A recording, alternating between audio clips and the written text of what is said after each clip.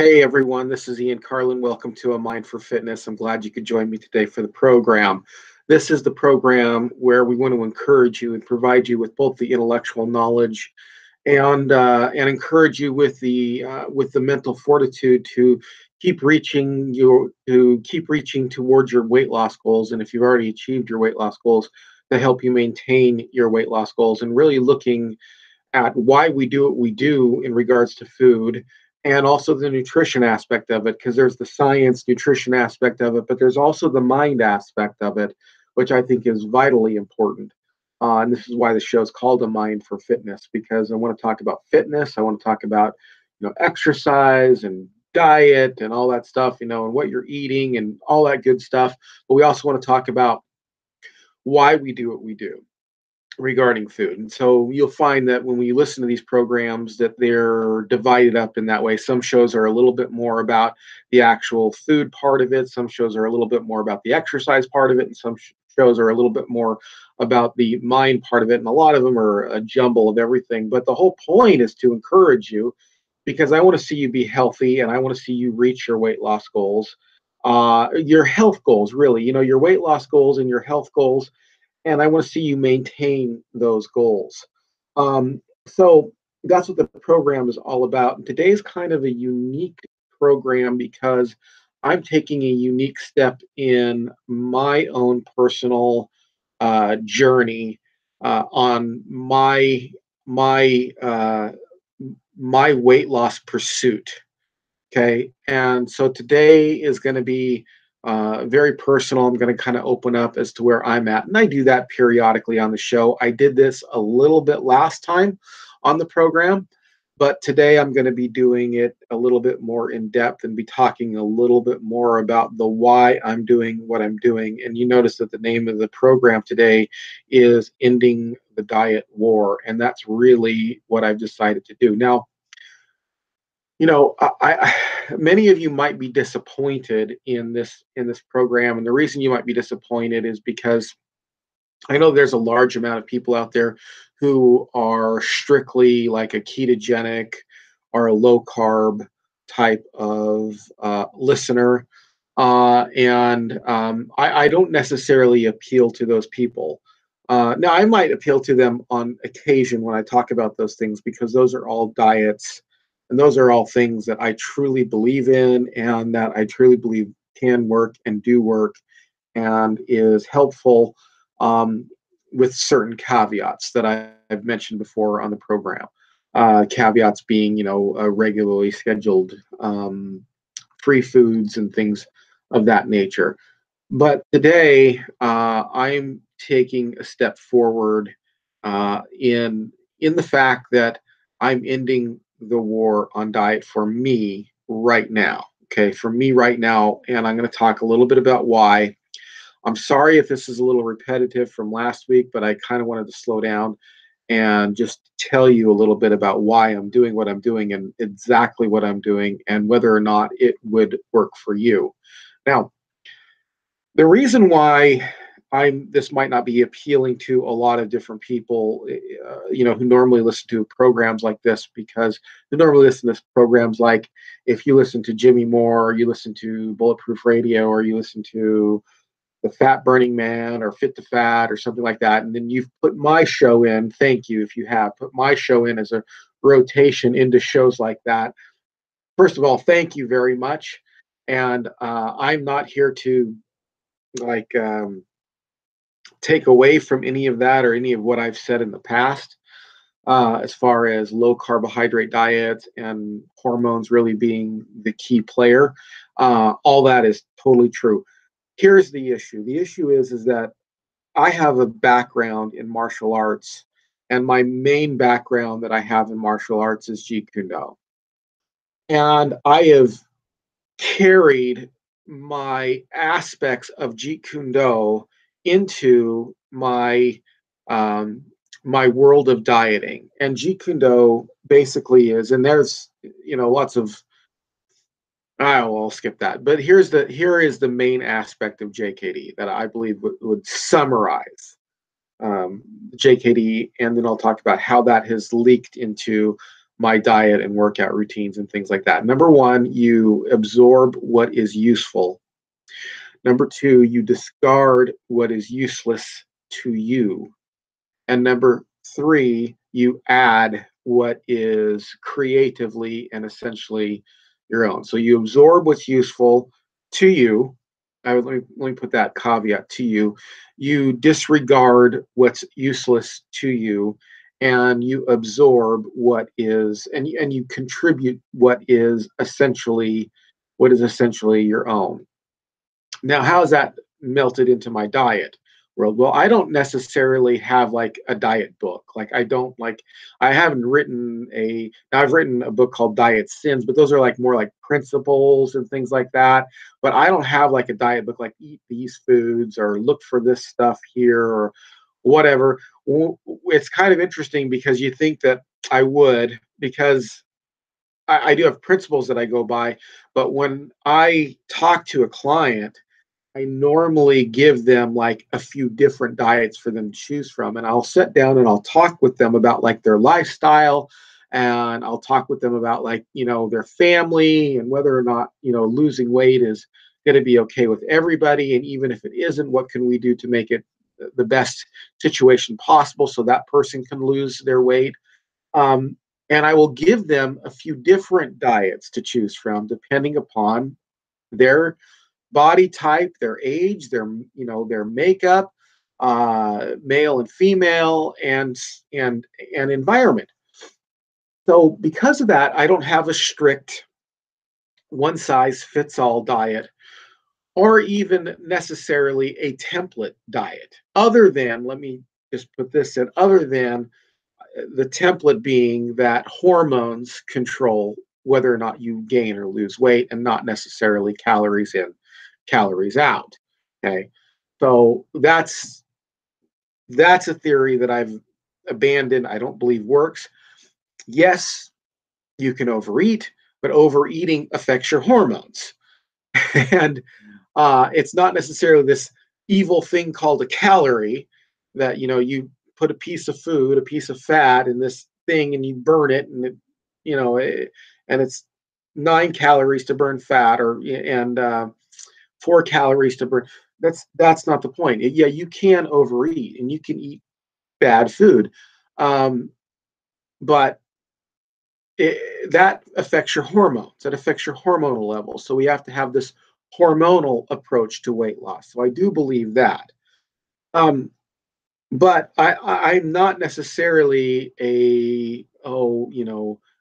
never have a piece of chocolate cake kind of a person, or it's bad to have a cheat meal or a free meal, or it's some type of you're not keto because you've recommended this kind of thing. And I've dealt with this my whole situation where I've gone where I've lost weight. Okay, I've dealt with this before, and I'm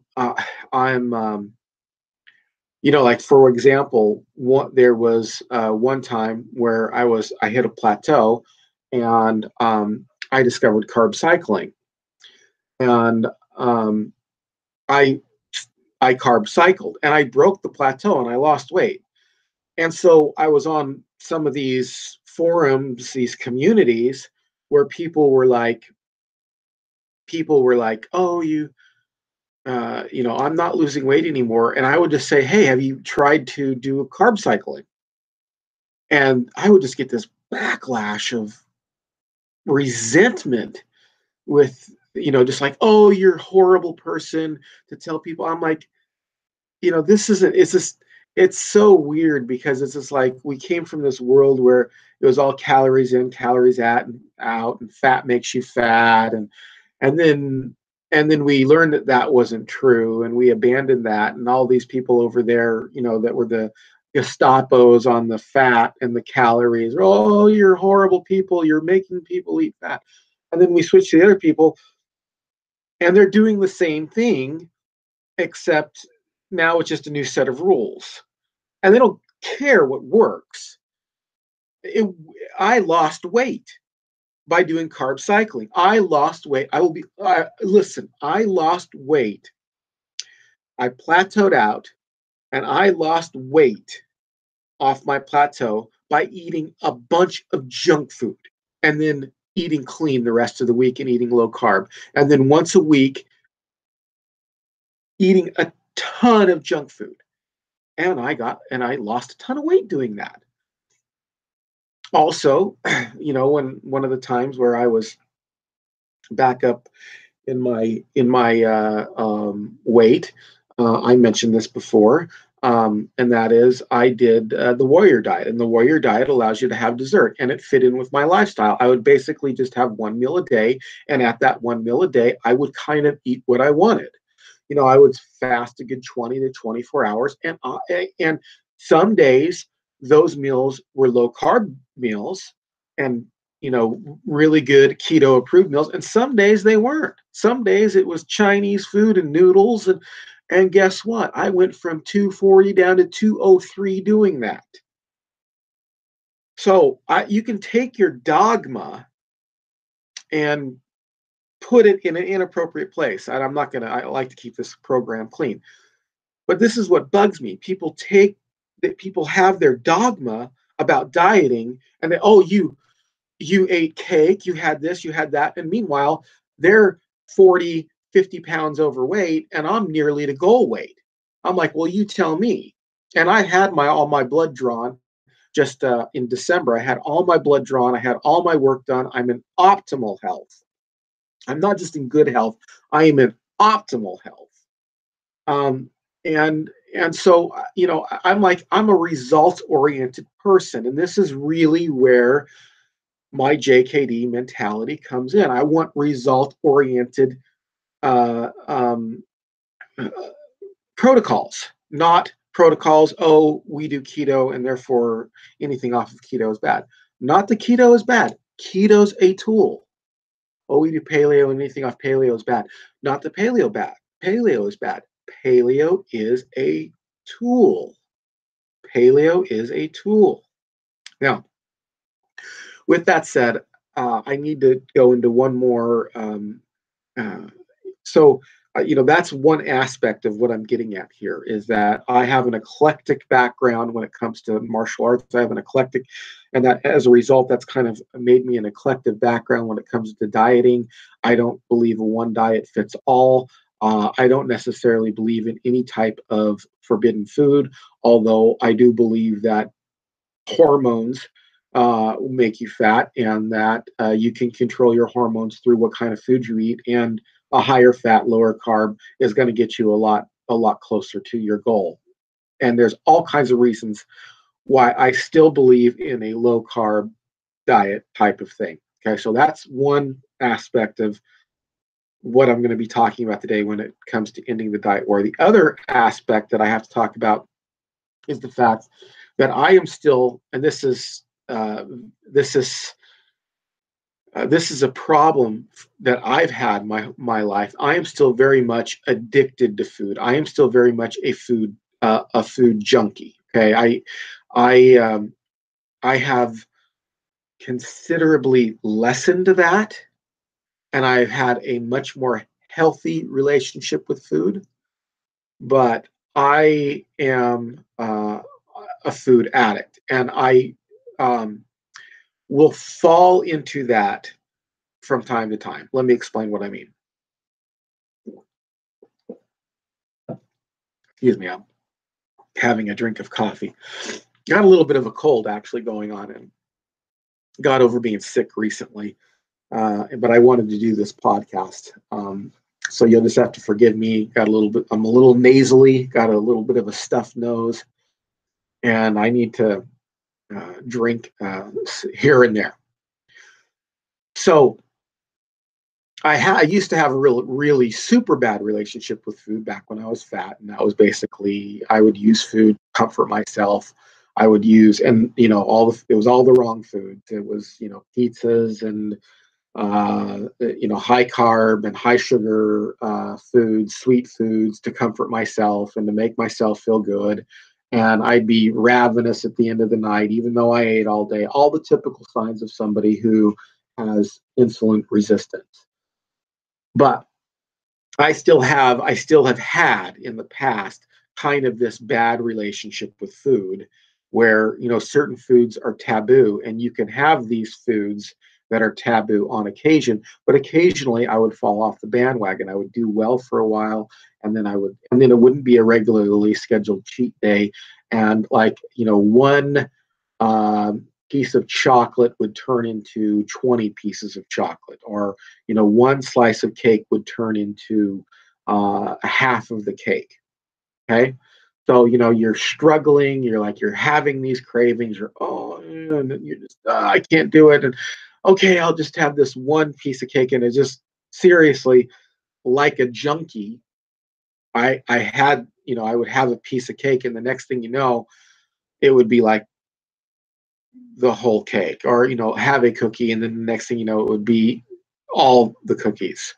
And then I would get back, I'd swear it off, and I'd be so upset with myself, and I would beat myself up because I didn't do what I told myself I was going to do. And by golly, it was going to be this summer that I was going to lose the weight, and it didn't happen again.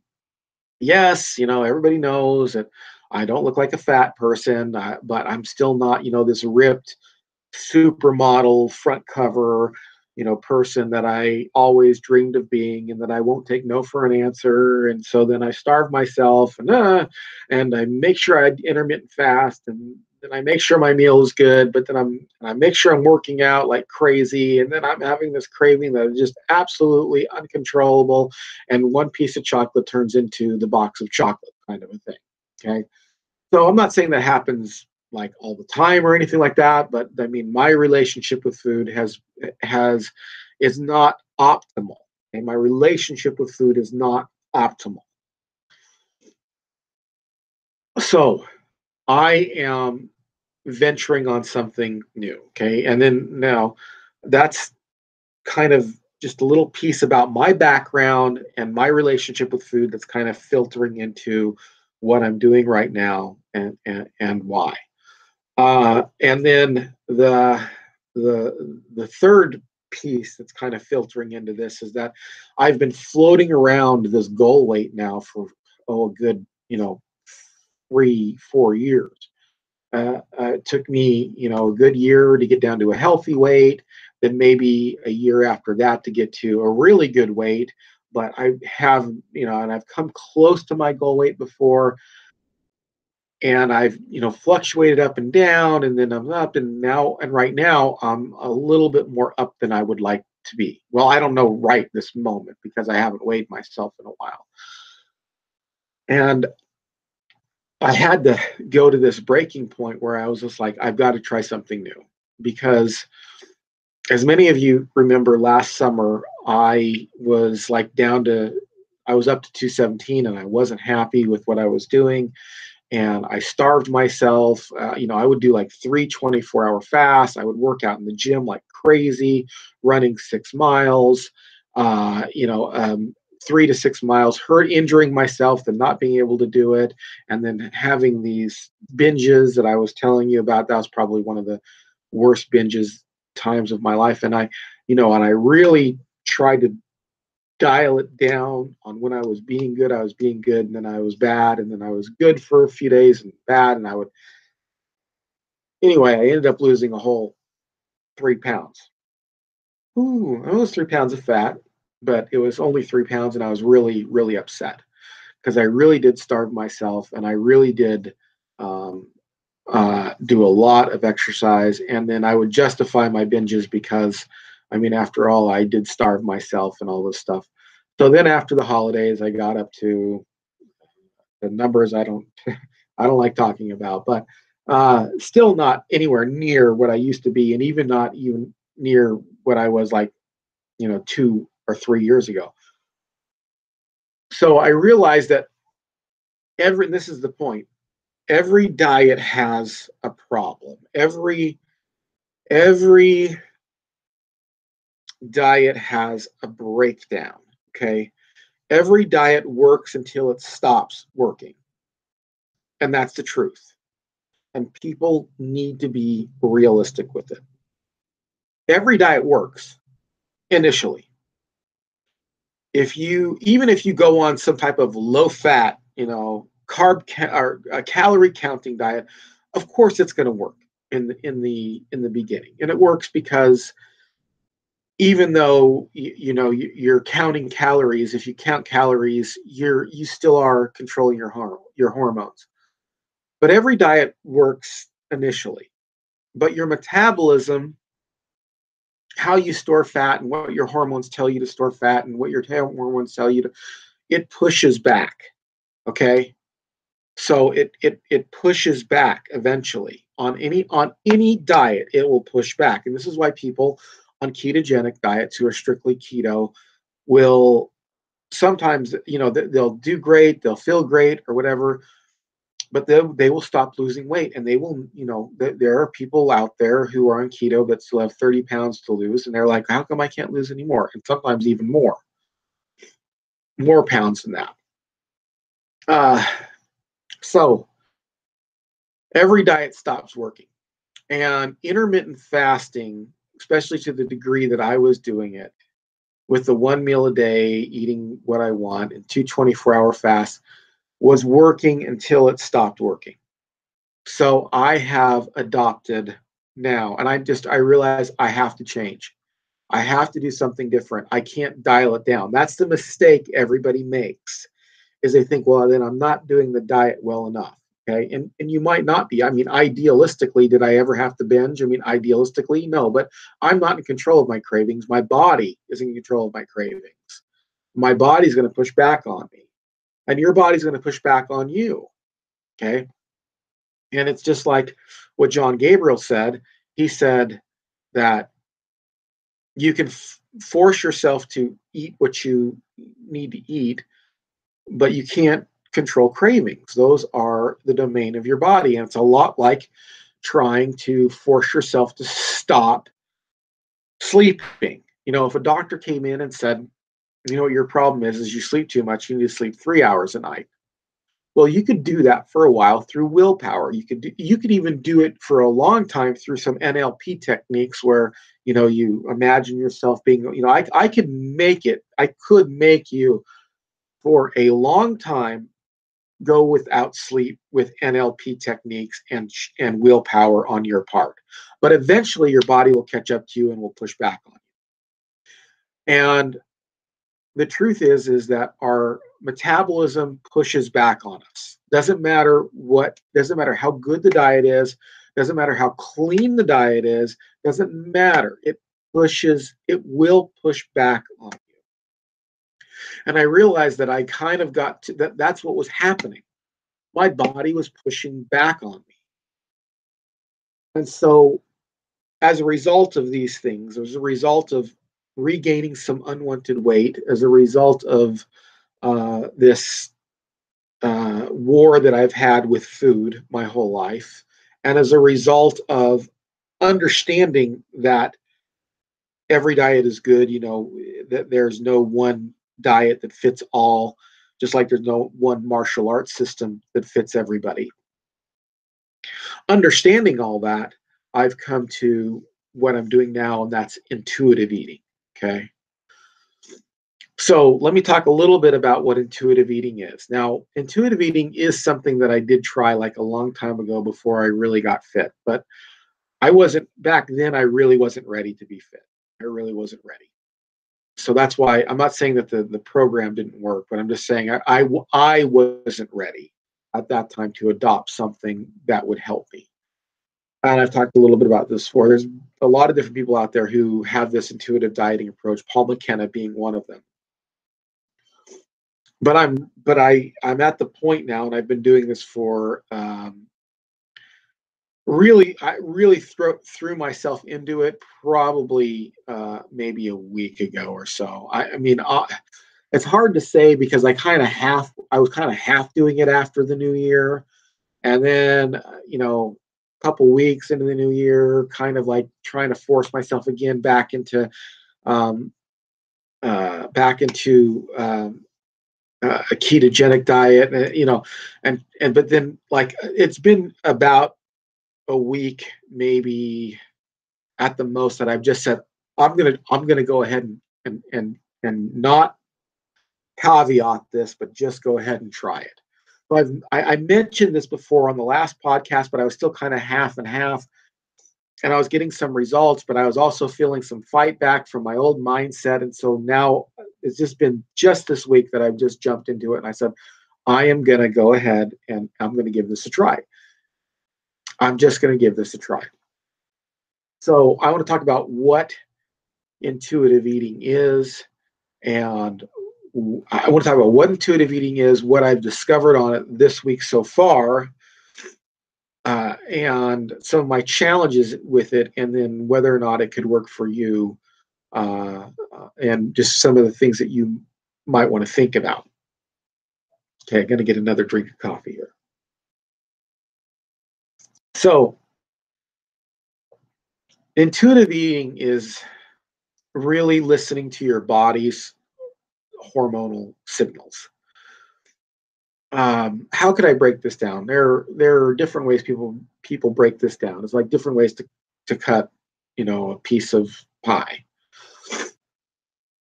So let me just say this. Number one, there's no bad food, no good or bad food. And this is where like keto people might fall off the wagon. Oh my gosh, you mean cake's not bad? You mean, a pizza that's not gluten free and not low carb and not, made out of chicken meal? That's not good. Yeah, got it.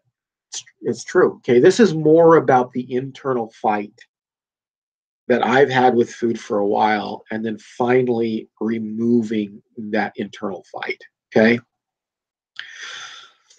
And the results of that. So number one, there is no such thing as forbidden food at all. Zip, zero, nada, not even processed food, not the high sugar food, not the high fat food, not the high carb food. There's no such thing as a forbidden food on what I'm doing right now.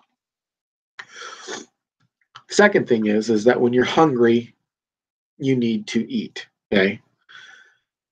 And it's true hunger. It's not necessarily every time you feel a little rumble in your stomach. And this is where you got to learn. And this is actually where intermittent fasting has helped me, because it's helped me kind of understand what true hunger is, as opposed to just a little bit of a rumble because it's been a couple hours since I've eaten. So, but when you're truly hungry, and there's a difference between fighting yourself and pushing yourself. Okay, that's the big difference. You can be a coach to yourself, but you don't want to be at war with yourself.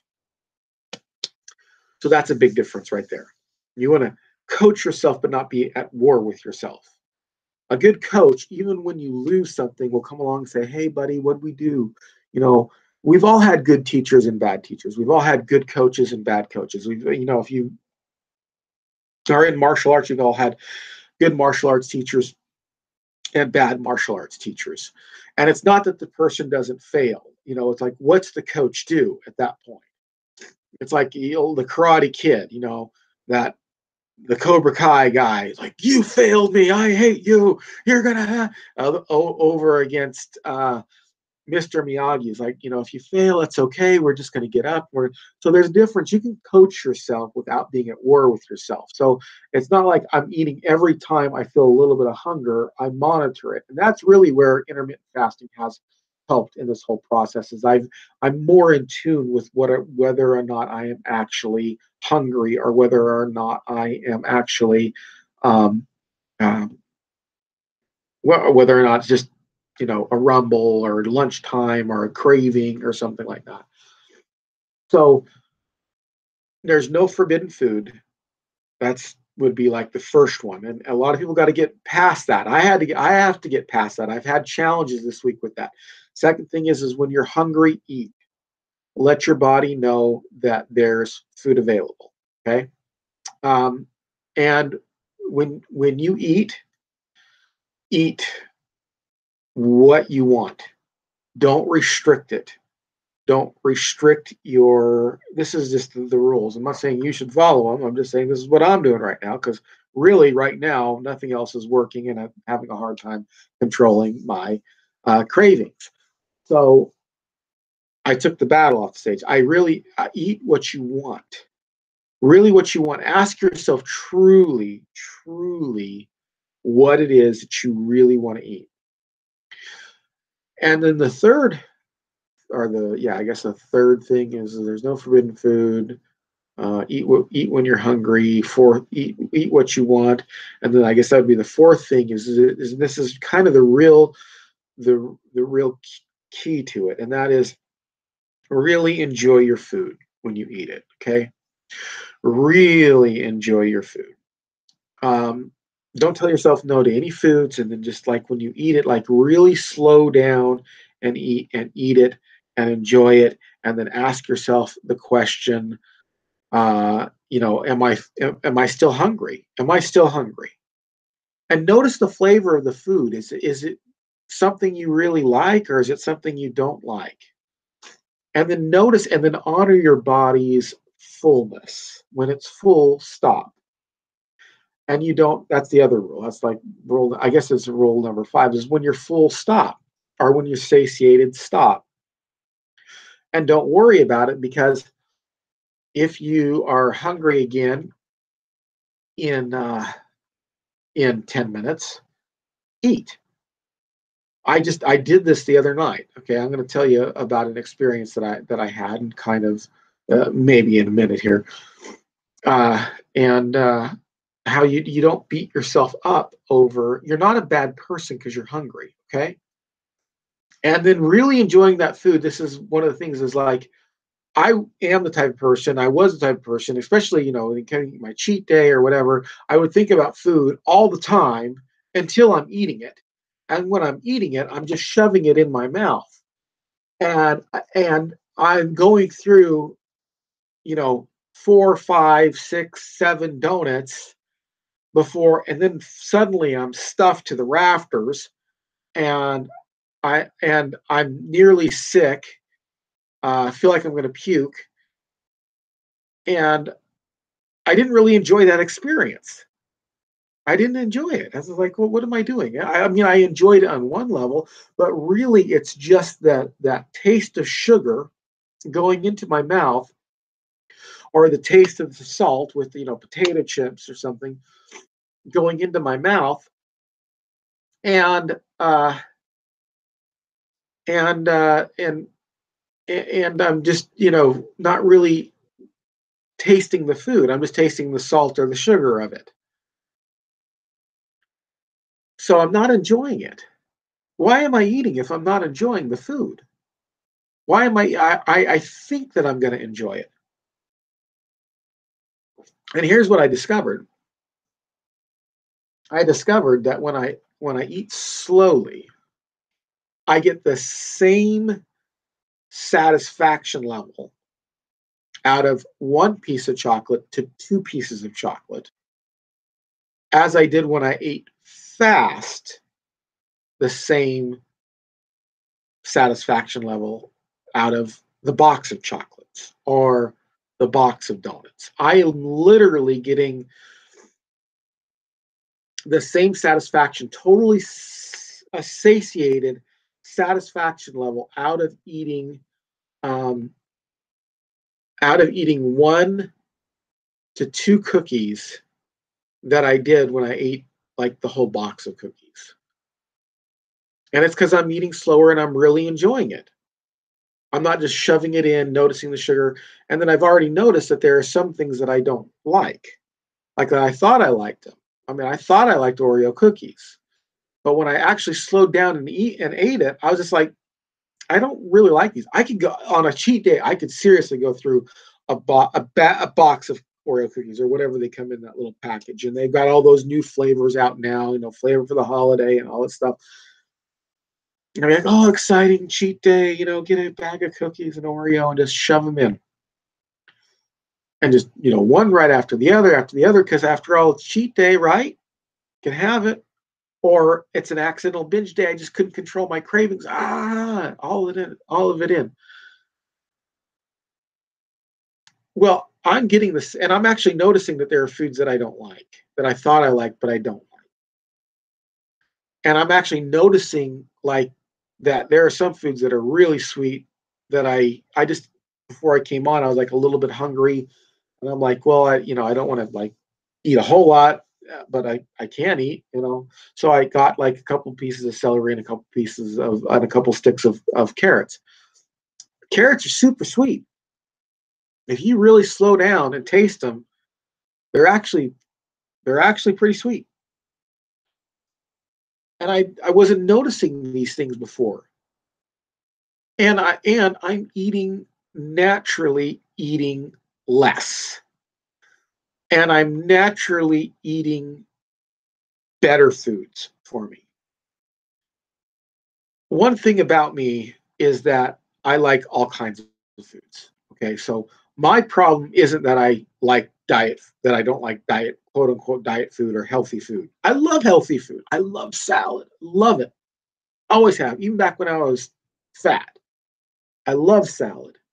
The problem is that I love salad and I love chocolate cake and cheesecake and burritos and all that stuff. So I've thrown myself into this right now because really not a lot else is working. Uh, and it's been challenging. It's been challenging to not beat myself up over being hungry. I don't know what the scale says right now because they tell you just don't weigh yourself for a while. And I'm really trying to follow it the best I can, just throw myself into it. I will say that visually, I look thinner to myself than I did. Okay. And I'll tell you one thing where I had to kind of silence that voice. It was a couple nights ago. We went, and again, you'll notice your taste change too. Like you'll start to actually crave healthier food. Um, we went to a burger place, and one of the things that has changed with me is I don't like hamburger buns. I don't think they enrich the flavor of a hamburger whatsoever. Right now in my life, I prefer lettuce wraps. I'm not going to say that I don't like bread because I still like bread. I just don't like buns on my hamburger. I don't like them. I never, that's something I didn't think I'd ever say, but I don't like buns on my hamburger. But I wanted the fries. So again, you have to tell yourself, okay, there's no such thing as forbidden food. Eat slowly. And normally, like on a cheat day, I would have, a hamburger or double cheeseburger, bacon cheeseburger, lettuce wrap, leave the bun off because I don't like buns, and then like a huge thing of fries, a huge mountain of fries. Five Guys. I so I got it. I got the cheeseburger. Um, I ate it. I'd gone like 13 miles that day. So like I was pretty hungry, and your body knows. That's one of the things they tell you is your body knows if you're hungry. If you exercise a lot, your body might say, "Hey, we need to eat." So I ate the double cheeseburger, ate it slow, enjoyed every bite of it. There's really nothing technically wrong with the paleo aspect of it or the keto aspect of it, other than it's not grass fed. But we're going to forget that for now. And then I ate some fries, and I slowed down, and I really enjoyed the fries, and I probably had the equivalent of a small fry. Okay, I probably had the equivalent of a small fry, like one of those kids fries that you get. So instead of, and I felt great. The thing that happened was is like an hour and 15 minutes later, I was hungry again. And again, I had just done, 13 miles over the course of a day, which is like a half marathon. So I was like, okay, you know what? This Normally the food police in my head would have stepped in and said, well, you just ate. Just suck it up. Don't eat till tomorrow. And then if you're hungry, do this thing again. But I was like, look, you got to throw yourself into this. I was truly hungry. So I said, all right. My wife had only eaten half of her burger. So I ate the other half. I ate slow and I ate a few more fries. And I stopped as soon as I felt that I was full. And there is an adjustment period for some people because sometimes we don't know when we're full. For the intermittent fasting folks, you kind of know when you're truly hungry and when you're not truly hungry. But because you might only eat 1 meal a day or 1 meal every other day, or whatever intermittent fasting thing you're on, you still might not know when you're full. Okay, so that's kind of an adjustment thing that you have to get used to. But that was tough because I wanted to argue with myself. I wanted to say, "You loser, you horrible person." The food police wanted to step in and say, "Hey, this is the most horrible thing that you've done." And I had to silence it. I say, "Look, I'm doing this for right now. I've noticed a difference. I'm playing with my ring right now. My ring is significantly loose on my finger, which is a sign that I am loose. I can literally just slip that ring right off. I know you can't see it if you're only listening to this, but like my ring is seriously loose on me right now. And my watch right here is like I can button it. It's a little bit tight to button it, a little bit uncomfortable, but I can actually go all the way to the bottom, um, the bottom rung on my watch. And my belt, I have to I have to pull in a little bit. I'm going to be going back down to my pant size that I was at, um, before last summer, um, which was a 34 waist. And right now I can get into a 34, but it's a little tight. So I wear like a 36 and then with a belt. But I was down to a 34, which is all the way down. When I first started this whole journey, like up to around 42, somewhere around there, 44. I was pushing it. It was really bad. So I can feel myself losing weight again, and I'm liking what I see in the mirror. So the other thing um, is that I am also doing the hypnosis, which is I've done that kind of on and off, but I'm actually buckling down on that now and doing that on a nightly basis where I do hypnosis. So hypnosis for weight loss. So that's kind of it. It's difficult. I have to say difficult because it's like it's it's difficult to not be mad at myself for mess what I would consider to be a mess up before. But that's old thought patterns that I have to get rid of right now if I'm truly going to throw myself into this to see if it's going to push me into getting down to my goal weight finally. So let me just summarize real quick here, and then let me go on to the next aspect, and that is, should you do this? Okay. So basically, there's no forbidden food, and one of the things I'm finding is that I'm eating less. I'm actually eating less often, and I'm eating less bad food for me than what I was doing before, where I was intermittent fasting, working out like crazy, eating a good meal, then the next day, intermittent fasting, working out like crazy, and then just going, oh, I can't handle it anymore, and just eating like food, or even when I was doing it good and then having like a 1 day cheat day. I find that now over the course of this week, I am eating naturally less carbohydrates, and and not that I'm counting carbs because I'm not, but I'm eating and I'm having less cravings, and it's diminishing. It's going down and down and down, and I'm being more satisfied with healthier food and making more healthy choices naturally. Okay, so that's the good things I have to say about this. Now, should you try this? Okay, well, I would say that this is definitely a method, but here's my caveat. And this is going to go back to, excuse me, I apologize for the sniffling. This is going to go back to the JKD thing, because I've had this happen before in martial arts where people say, oh, you try what's, you do what's useful, you keep what's useful, you discard what's useless. But they're like, uh, like two class wonders. They'll come in, they'll try a technique, they'll be like, well, I don't like that. And instead of really mastering the technique, they just, because they can't master it, they decide that they don't like it. Okay, you have to give something a fair shot. Does this deserve for you a fair shot? Absolutely. It absolutely deserves a fair shot.